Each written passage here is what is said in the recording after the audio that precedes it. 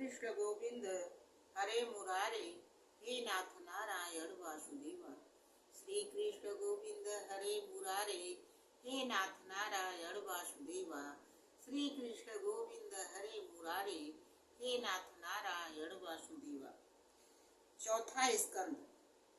सूत जी द्वारा श्रीमद् भागवत के इतिहास का वर्णन।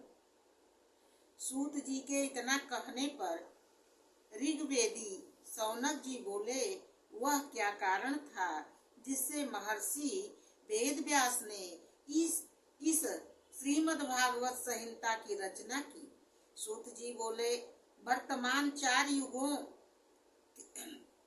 युगों के तीसरे युग को, जिसे द्वापर युग के नाम से जानते हैं, वसु कन्या सत्यवती के गर्भ से महर्षि पराशर द्वारा कला अवतार व्यास जी का जन्म हुआ। महर्षि वेद व्यास जी सभी कालों, भूत भविष्य वर्तमान को जानने वाले थे। वे चारों वेदों के उद्धारक थे। उन्होंने ऋग्वेद, यजुर्वेद, सामवेद तथा अथर्ववेद को पृथक किया। श्री व्यास जी ने लोगों के हित को ध्यान में रखते हुए महाभारत नामक ग्रंथ की रचना की। इससे भी व्यास जी का मन प्रसन्न न हुआ। वह लोक कल्याण के लिए किसी अन्य ग्रंथ के प्रणयन के बारे में सोच ही रहे थे कि तभी वहां नारद जी आ गए। नारद जी को देखकर व्यास जी ने उनकी अंदर आदर सहित पूजा अर्चना की। पांचवा स्कंद।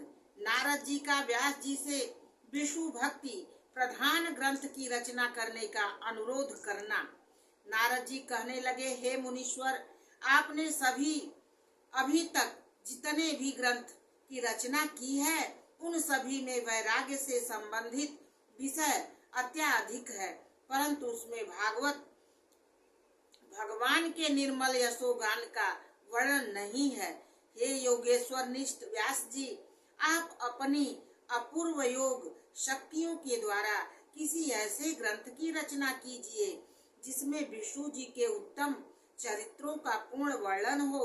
हे मुनीश्वर, कलयुग जैसा महान कठिन समय आने वाला है, इसलिए आप पुरुषों के रक्षार्थ धर्म से संबंधित किसी एक ऐसे उत्तम ग्रंथ की रचना कीजिए जिसमें सभी धर्मों और कर्मों के साथ उनकी निवृत्ति के मार्ग का उपदेश भी प्राप्त हो सके। नारद जी बोले, हे व्यास जी, मैं अपनी अकेली दासी माता के साथ रहता था। वर्षा ऋतु में निवास करने वाले ऋषियों की सेवा करने के लिए मुझे रखा गया था।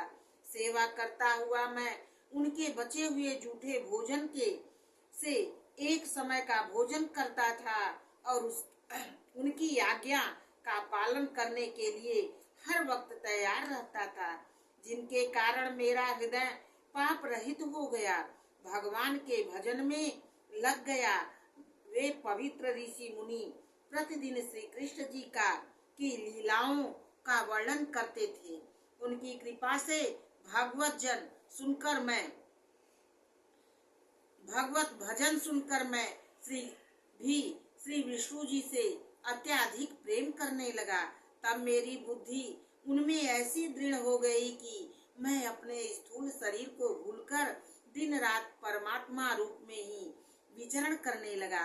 हे मुनीश्वर, मनुष्यों के कर्म ही उनके लिए आवागमन के कारण होते हैं।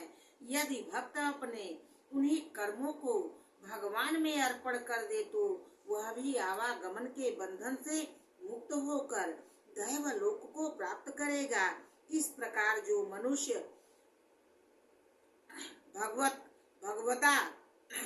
भगवदाराधन करते हुए इन मंत्र मूर्तियों के उपासक होते हैं, वे श्रेष्ठ ज्ञानी कहलाते हैं।